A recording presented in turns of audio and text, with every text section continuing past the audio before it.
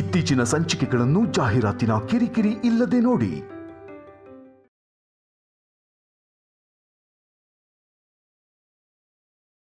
ನೀನಾದ್ರೂ ನಾನೇ ನಿನ್ ಮಗ ತ್ರಿಶೂಲ್ ಅಂತ ಒಂದ್ಸಲ ಹೇಳ್ಬಾರ್ದಿತ್ತೇನೋ. ಇವತ್ತು ನಾಗಪೌರ್ಣಮಿ. ತ್ರಿಶೂಲ್ನ ಮಂತ್ರ ಬಂಧನ ಮಾಡಿ ನಾಗಮಣಿಗೋಸ್ಕರ ಅವನ್ನ ಬಲಿ ಕೊಡೋ ತಯಾರಿ ನಡೀತಾ ಇದೆ. ಇವತ್ತು ಸೂರ್ಯಾಸ್ತ ಆಗೋದ್ರ ಒಳಗಡೆ ಇವರು ಎಲ್ಲೂ ಹೋಗ್ದಿರೋ ಹಾಗೆ ತಡೆದ್ರೆ ನನ್ಗೆತ್ತೆ, ಇಲ್ಲಾಂದ್ರೆ ಘನ ಘೋರನೇ ನಡೆದು ಹೋಗುತ್ತೆ.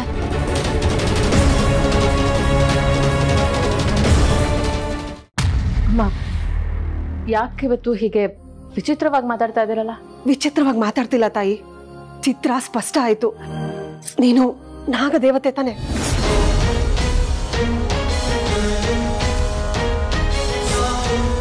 ನೋಡ್ದೆ ಆ ನಿನ್ನ ದಿವ್ಯ ರೂಪನ ನನ್ನ ಕಣ್ಣಾರೆ ನೋಡ್ದೆ.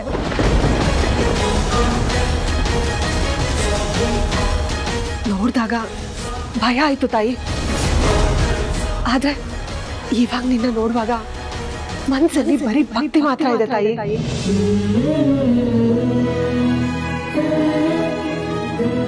ನನಗ್ ಮಕ್ಕಳಾಗದೆ ಇದ್ದಾಗ ಆ ನಾಗದೇವ್ರನ್ನ ಬೇಡ್ಕೊಂಡೆ. ಆ ಲೋಕಶಕ್ತಿಯೇ ನನ್ ಮಗನ ಹುಟ್ಟದ, ಅವನ ಸಂಗಾತಿಯೇ ನನ್ನ ಸೊಸೆ.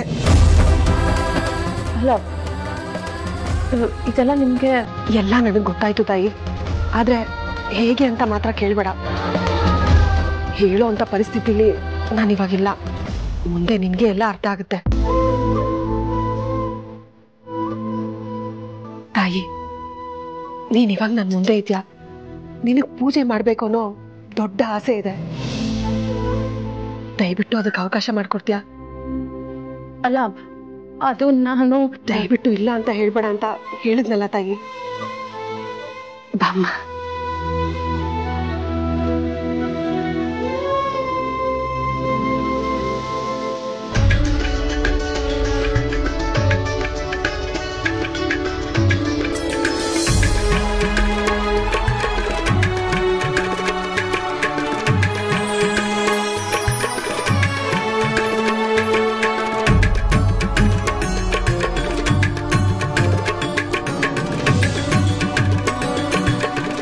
ಎಂತ ಸೌಭಾಗ್ಯ ತಾಯಿ ನಂದು. ನಾಗರಾಜನ್ಗೆ ಅಮ್ಮ ಆಗೋ ಭಾಗ್ಯ, ನಾಗದೇವತೆಗೆ ಅತ್ತೆ ಆಗೋ ಭಾಗ್ಯ. ಈಗ ಈ ನಾಗದೇವತೆಗೆ ನನ್ನ ಕೈಯಾರೆ ಅಲಂಕಾರ ಮಾಡಿ ಪೂಜೆ ಮಾಡೋ ಸೌಭಾಗ್ಯ. ಇಂಥ ಸೌಭಾಗ್ಯ ನನಗೆ ಸಿಕ್ಕಿದೆಯಲ್ಲ, ನಾನೇ ಪುಣ್ಯವಂತೆ.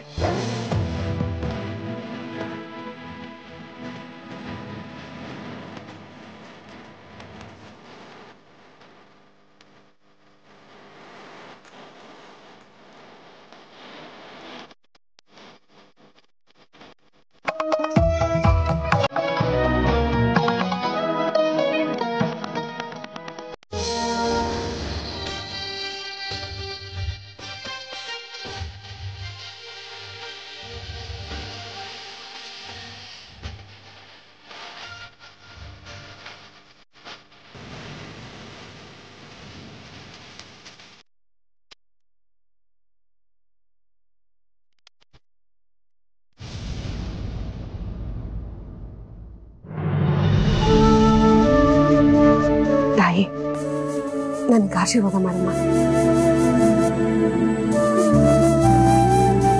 ಏನ್ ತಾಯಿ, ಆಶೀರ್ವಾದನೂ ಮಾಡಲ್ವಾ? ಅಮ್ಮ, ನೀವು ದೊಡ್ಡವರು, ನಾನು ಬರೀ ನಿನ್ ಗಂಡನಿಗೆ ಮಾತ್ರ ತಾಯಿ. ಆದ್ರೆ ನೀನು ಇಡೀ ಲೋಕಕ್ಕೆ ತಾಯಿ. ದೀರ್ಘ ಸುಮಂಗಲಿಯಾಗಿರುವಂತ ನನ್ಗೆ ಆಶೀರ್ವಾದ ಮಾಡು ತಾಯಿ. ನೀನ್ ಮಾಡೋ ಆಶೀರ್ವಾದ ಮಾತ್ರ ನನ್ನ ಹಣೆಯಲ್ಲಿರೋ ಕುಂಕುಮನ ಶಾಶ್ವತವಾಗಿ ಉಳಿಸುತ್ತೆ. ಆಶೀರ್ವಾದ ಮಾಡು ತಾಯಿ.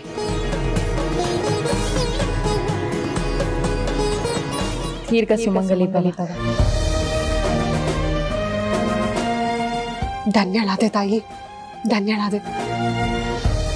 ಆ ಲೋಕದಿಂದ ಬಂದ ತಾಯಿ ನೀನು. ನಿನಗೆ ನನ್ ಮಗ ಎಲ್ಲಿದ್ದಾನಂತ ಗೊತ್ತಿಲ್ವಾ? ನನ್ ಮಗ ತ್ರಿಶೂಲ್ ಇದ್ದಿದ್ರೆ ನಿಮ್ಮಿಬ್ಬರನ್ನು ಜೊತೆಲಿ ಕೂರಿಸಿ ಪೂಜೆ ಮಾಡ್ತಿದ್ದೆ. ಆದ್ರೆ ನನ್ಗ ಆ ಭಾಗ್ಯ ಇಲ್ಲ ಅನ್ಸುತ್ತೆ. ನಿಮ್ಮ ಮಗ ಇಲ್ಲೇ ಇದ್ದಾನೆ ಅಮ್ಮ.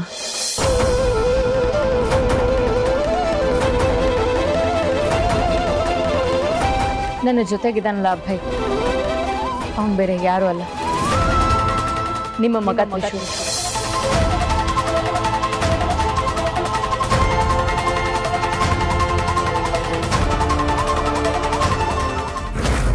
ಎಷ್ಟೋ ಸಂವತ್ಸರದ ಮೇಲೆ ನನ್ನ ಕನಸು ಈಡೇರ್ತಾ ಇದೆ. ನಾಗಮಣಿ ನಂದಾಗ್ತಾ ಇದೆ. ಅಂದಮೇಲೆ ಸಕಲ ಶಕ್ತಿಗಳು ನಂದಾಗತ್ತೆ.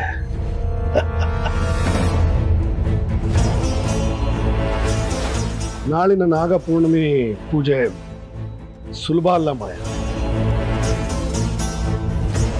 ಅಂತಾರನೇ ಎಷ್ಟೋ ಶಕ್ತಿಗಳು ನಾಗಮಣಿನ ಪಡ್ಕೊಳ್ಳೋಕೆ ಟ್ರೈ ಮಾಡ್ತಾ ಇರ್ತವೆ. ಇನ್ನು ಕೆಲವು ಶಕ್ತಿಗಳು ನಮ್ಮನ್ನು ತಡೆಯೋಕೆ ಪ್ರಯತ್ನ ಪಡ್ತಾ ಇರ್ತವೆ. ನಾವು ತುಂಬ ಹುಷಾರಾಗಿರ್ಬೇಕು. ಯಾಕೆ ಮಾಯ, ನಾನು ಎಷ್ಟೇ ಮಾತಾಡ್ತಾ ಇದ್ರು ನೀನು ಮಾತಾಡ್ತಾನೆ ಇಲ್ಲ. ನಾಳೆ ನಾಗಪೌರ್ಣಮಿ, ಅದಾದ್ರೂ ಜ್ಞಾಪಕ ಇದೆಯಾ? ನೆನಪಿದೆ. ತ್ರಿಶೂಲ್ ದೇಹನ ಪೂಜಾ ಸ್ಥಳಕ್ಕೆ ಕರ್ಕೊಂಬರೋ ಜವಾಬ್ದಾರಿ ನಂದು ಅಂತ ಮಾತು ಕೊಟ್ಟಿದ್ದೀನಿ. ನಾನು ನಾಗಮಣಿನ ಪಡ್ಕೊಂಡು ಆದಿಶೇಷನ ನಿನಗೆ ಒಪ್ಪಿಸ್ತೀನಿ ಅಂತ ಮಾತು ಕೊಟ್ಟಿದ್ದೀನಿ.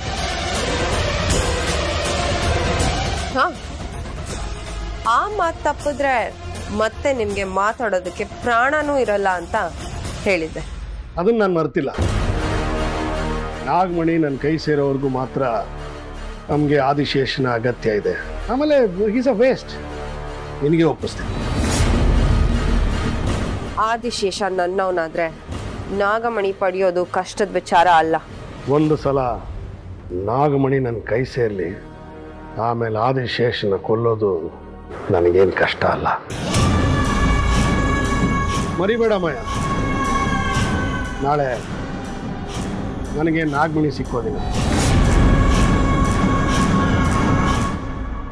ನಿನಗೆ ಆದಿಶೇಷ ಸಿಗೋದಿಲ್ಲ. ಹೌದು, ಇಷ್ಟು ವರ್ಷಗಳ ನಂತರ ನನಗೀಗ ಫಲ ಸಿಗ್ತಾ ಇದೆ.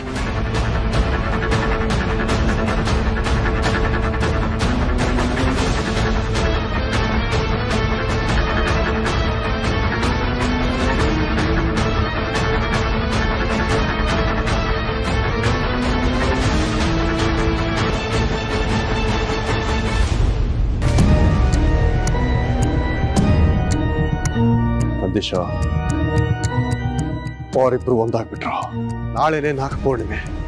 ಅವಳಿಗೆ ಆದಿಶೇಷ ಬೇಕು, ಇವನಿಗೆ ನಾಗಮಣಿ ಬೇಕು. ಆದ್ರೆ ನನಗೆ ಅವರ ಪ್ರಾಣದ ಜೊತೆ ನಾಗಮಣಿ ಬೇಕು.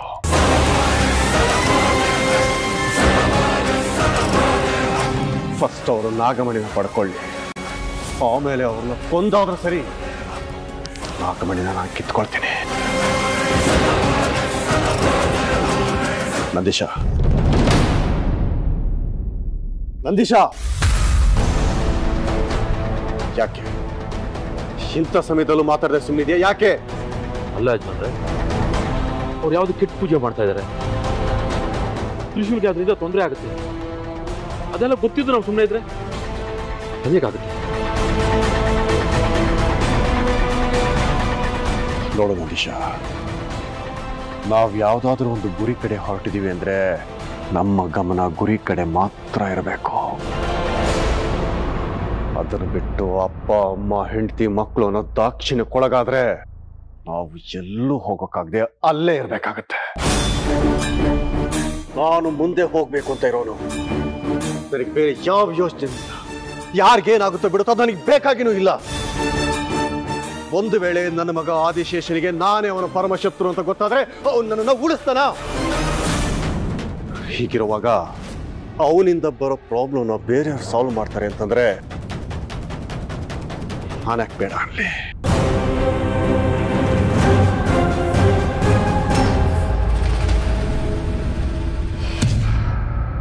ನಾಗಪೌರ್ಣಿಮೆ, ನಾಗಪೌರ್ಣಿಮೆ, ನಾಳೆನೆ ನಾಗಪೌರ್ಣಿಮೆ, ನಾಳೆನೆ.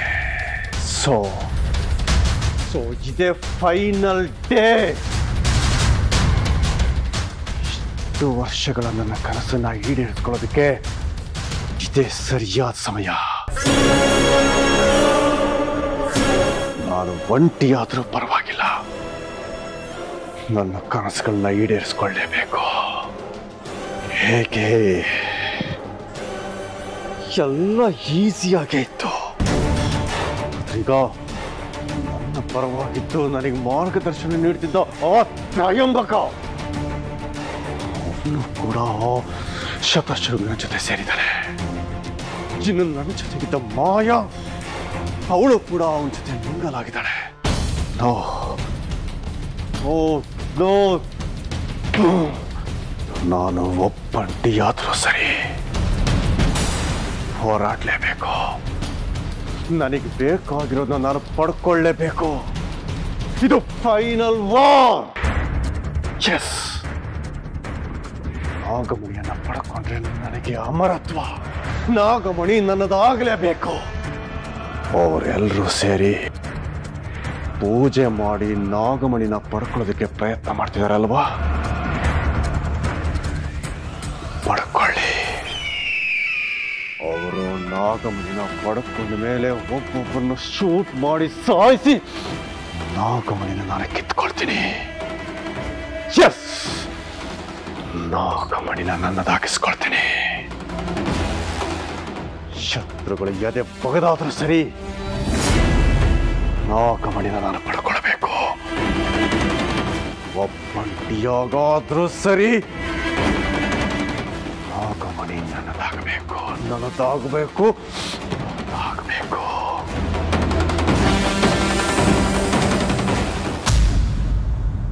ತ್ರಿಶೂಲ್,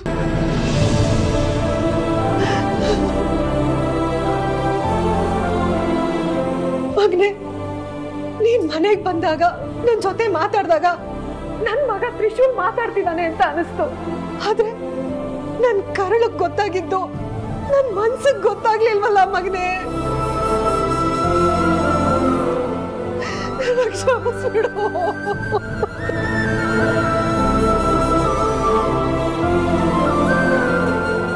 ಈ ಅಮ್ಮ ಬದುಕಿರುವಾಗ್ಲೇ ಎಲ್ಲರೂ ನಿನಗ್ ಬೈಯೋ ಹಾಗಾಯ್ತು, ಹೊಡಿಯೋ ಹಾಗಾಯ್ತು.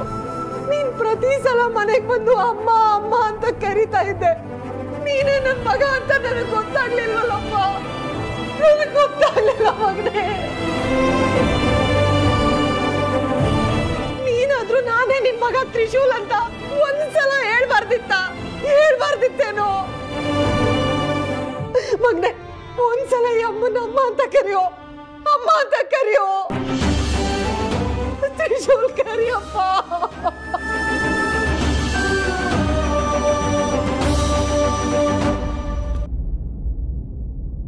ಮಗ ಬರ್ಲಿ ಬರ್ಲಿ ಅಂತ ಆ ದೇವ್ರ ಹತ್ರ ಎಷ್ಟೋ ಸಲ ಬೇಡ್ಕೊಂಡೆ. ಆದ್ರೆ ಮಗ ನನ್ ಕಣ್ಮುಂದೆನೆ ಓಡಾಡ್ತಿರುವಾಗ ಅವನ್ನ ಪ್ರೀತಿಯಿಂದ ತಪ್ಕೊಂಡು ಮಾತಾಡ್ಸಕ್ಕೂ ನನ್ ಕೈಯಲ್ಲಿ ಆಗ್ಲಿಲ್ವಲ್ಲ. ಯಾಕೆ ಈ ತರ ಶಿಕ್ಷಣ ದೇವ್ರು ನನಗ್ ಕೊಟ್ಬಿಟ್ಟ?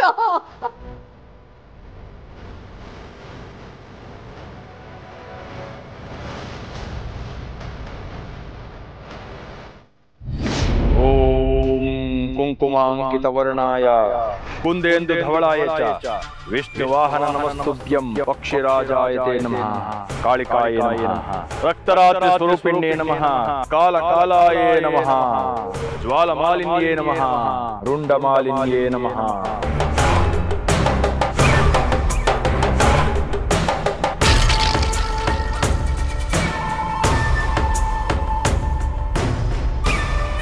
ಗುರುಗಳಿಗೆ ಪ್ರಣಾಮಗಳು.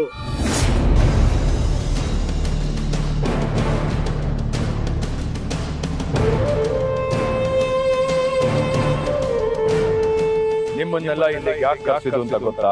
ಇಲ್ಲ ಸ್ವಾಮಿ. ನನ್ನ ಇಷ್ಟು ವರ್ಷಗಳ ತಪಸ್ಸು, ನನ್ನ ಕನಸು ಈಡೇರುವ ದಿನ ಇಂದು. ಇಂದು ನಾಗ ಪೌರ್ಣಿಮೆ. ಇಂದು ನಾನು ಮಾಡುವ ಪೂಜೆಯಲ್ಲಿ ನನ್ನನ್ನೇ ನಾನು ಅರ್ಪಿಸಿ ಸುತ್ತ ನಡೆಯುವ ಘಟನೆಗಳನ್ನ ನಾನು ಮರೆತು ಬಿಡಬಹುದು. ಆದರೆ ನೀವು ಮೈ ಮರೆಯಬಾರದು. ಮೈಯೆಲ್ಲ ಕಣ್ಣಾಗಿಸಿ ಸುತ್ತ ಕಾವಲಿರಬೇಕು. ಇಷ್ಟು ವರ್ಷಗಳಿಂದ ನನ್ನ ಜೊತೆಯಲ್ಲಿದ್ದೀರಾ, ನನ್ನ ಎಲ್ಲ ಕೆಲಸ ಕಾರ್ಯಗಳಿಗೆ ಸಹಕಾರ ನೀಡಿದ್ದೀರಾ.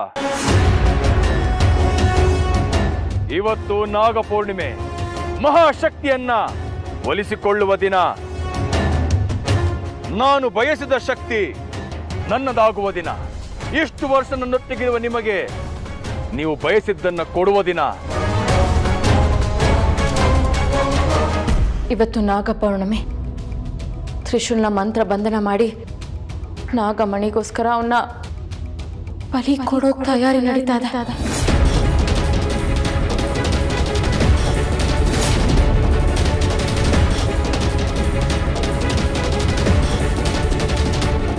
ಇಲ್ಲ, ಇವತ್ತು ಸೂರ್ಯಾಸ್ತ ಆಗೋದ್ರ ಒಳಗಡೆ ಇವರು ಎಲ್ಲೂ ಹೋಗ್ತಿರೋ ಹಾಗೆ ತಡೆದ್ರೆ ನಾನು ಗೆದ್ದೆ. ಇಲ್ಲಾಂದ್ರೆ ಘನ ಘೋರನೇ ನಡೆದು ಹೋಗುತ್ತೆ.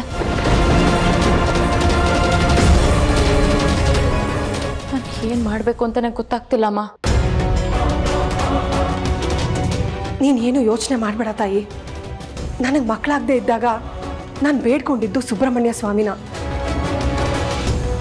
ಆ ದೇವ್ರ ದರ್ಶನ ಪಡೆದ್ರೆ ಎಲ್ಲ ತೊಂದರೆಗಳು ಸರಿ ಹೋಗುತ್ತೆ.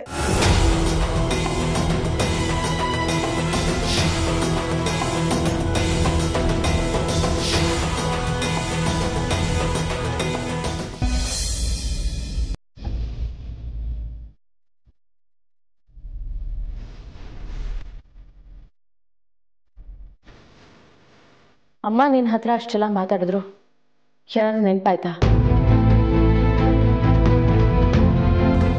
ಯಾಕೆ ಹಾಗೆ ನೋಡ್ತಿದ್ಯಾ ತ್ರಿಶೂಲ್? ನಾನು ಯಾರು ಅಂತ ನಿನಗಿನ್ನ ಗೊತ್ತಾಗ್ಲಿಲ್ವಾ?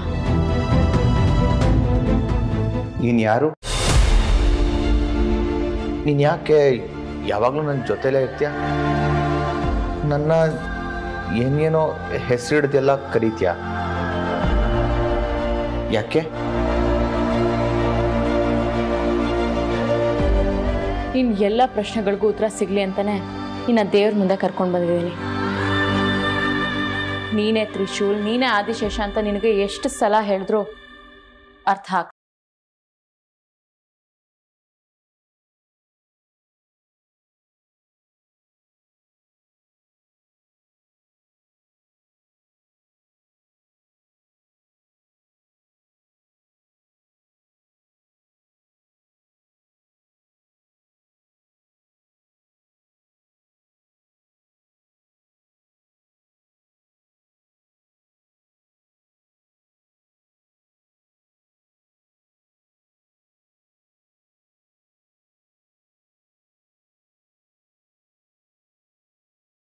ಎಲ್ಲ ಹಳೆ ನೆನಪುಗಳನ್ನು ಅಲ್ಲೇ ಬಿಟ್ಟು ಬಂದಿದೆ.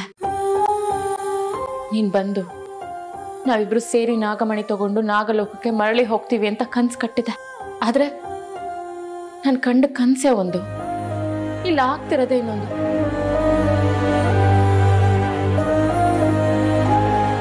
ನೋಡು ತ್ರಿಶೂಲ್, ನಮ್ಮ ಮುಂದೆ ಇರೋ ಸಮಯ ಮೀರಿ ಹೋಗ್ತಿದೆ. ಅಕ್ಷುದ್ರ ಪೂಜೆ ನೆರವೇರಿದ್ರೆ ನಿನ್ನ ಅಸಲಿ ದೇಹಕ್ಕೆ ಈ ನಿನ್ನ ಆತ್ಮನ ಸೇರಿಸ್ಬಿಡ್ತಾರೆ. ಸೇರಿಸಿ ಅದಷ್ಟರು ನಾಗಮಣಿನ ವಶಪಡಿಸ್ಕೊಂಡ್ಬಿಡ್ತಾರೆ. ಇವತ್ತಿನ ದಿನ ನಮ್ಮ ಪಾಲಿಗೆ ಅಂತಿಮ ಹೋರಾಟದ ದಿನ. ಇವತ್ತೇನಾಗುತ್ತೋ ಗೊತ್ತಿಲ್ಲ, ಆದ್ರೆ ಸೋಲುಗಿಂತ ಸಾವೇ ಶ್ರೇಷ್ಠ ಅಂತ ನಂಬಿರೋ ನಾವು ಯಾವಾಗಲೂ ಯುದ್ಧಕ್ಕೆ ತಯಾರಾಗೇ ಇರಬೇಕು.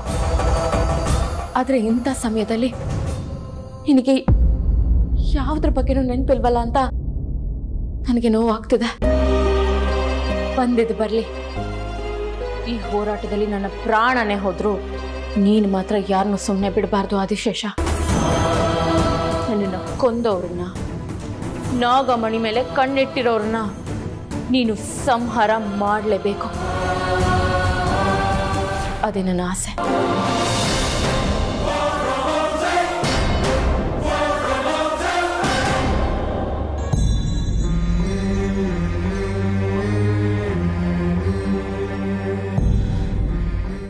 ಹೇಳಿ ಗುರುಗಳೇ, ನೀವು ಬೇಕು ಅಂದರೆ ನಮ್ಮೆಲ್ಲರ ತಲೆ ಕತ್ತರಿಸಿ ನಿಮ್ಮ ಪಾದದಡಿ ತಂದಿಡುವೆವು. ಹೇಳಿ ಸ್ವಾಮಿ, ನಾವೇನ್ ಮಾಡ್ಬೇಕು? ನೋಡಿ, ದೊಡ್ಡ ಮನೆಗೆ ದಿಗ್ವಿಜಯನ ವೇಷದಲ್ಲಿ ಬಂದಿರುವವನು ನಿಜವಾದ ದಿಗ್ವಿಜಯನಲ್ಲ. ನಾಗಮಣಿ ಆಸೆಯಿಂದ ಅವನು ಬಂದಿರುವವನು ಕಾಡುಗಳ್ಳ ಶತಶೃಂಗ. ನಾಗಮಣಿಗೆ ನಾಗಪ್ರಸನ್ನ ಪೂಜೆ ಮುಗಿದು ಹೋಗಿದೆ. ಏನು ಉಳಿದಿರುವುದು ಆದಿಶೇಷನಿಂದ ಶಕ್ತಿ ಸಂಚಯನ ಆಗುವುದು ಮಾತ್ರ. ಗುರುಗಳೇ, ಹಾಗಂದ್ರೆ ಆದಿಶೇಷನ ಮಾನವ ರೂಪಿ ದೇಹದಿಂದ ನಾಗಮಣಿಗೆ ಶಕ್ತಿಯನ್ನ ಪ್ರವಹಿಸಬೇಕು.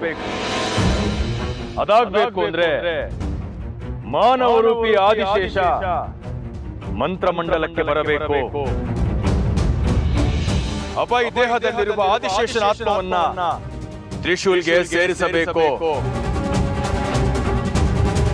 ಅದು ಸುಲಭದ ಕೆಲಸ. ಆದರೆ ತನ್ನ ಲಾಭಕ್ಕೋಸ್ಕರ ಕಾದು ಕುಳಿತಿರುವ ದಿಗ್ವಿಜಯನ ವೇಷಧಾರಿ ಶತಶೃಂಗನಿದ್ದಾನೆ. ತನ್ನ ಕೈಲಾಗದಿದ್ದರೂ ಪ್ರಯತ್ನ ಮಾಡೇ ತೀರುವೆನೆಂದು ಧನಂಜಯ ವೇಷದಲ್ಲಿ ದಿಗ್ವಿಜಯನಿದ್ದಾನೆ. ಆದಿಶೇಷ ನನಗೆ ಬೇಕೇ ಬೇಕು ಅಂತ ಕಾದಿರುವ ಮಾಯಾಂಗನೇ ಇದ್ದಾಳೆ. ಈ ಮೂರು ತೊಡಕುಗಳನ್ನು ಮೀರಿ ನಾಗಮಣಿ ನನ್ನದಾಗಿಸಿಕೊಳ್ಳಲು ನಿಮ್ಮಗಳ ಸಹಕಾರ ಬೇಕು. ಮೊದಲು ಆತ್ಮ ಬದಲಾವಣೆಗಳಾದ ನಂತರ ಆದಿಶೇಷನ ಶಕ್ತಿ ನಾಗಮಣಿಗೆ ಸೇರಿದ ನಂತರ ಅಭಯ್ ಮತ್ತು ತ್ರಿಶೂಲ್ ಇಬ್ಬರ ರುಂಡ ಮುಂಡದಿಂದ ಬೇರಾಗಬೇಕು. ಅವರ ರಕ್ತ ಸಿಂಚನದಿಂದ ನಾಗಮಣಿಗೆ ರಕ್ತಾಭಿಷೇಕವಾಗಬೇಕು. ನಾಗಮಣಿಗೆ ರಕ್ತಾಭಿಷೇಕ ಆದರೆ ನಾಗಮಣಿಯ ಸಾತ್ವಿಕ ಶಕ್ತಿ ಅಳಿಯುತ್ತದೆ. ಆಗ ನಾಗಮಣಿ ನನ್ನ ಸ್ವಂತ. ನಾಗಮಣಿ ನನ್ನ ಸ್ವಂತ. ನಾನು ಅಮರ.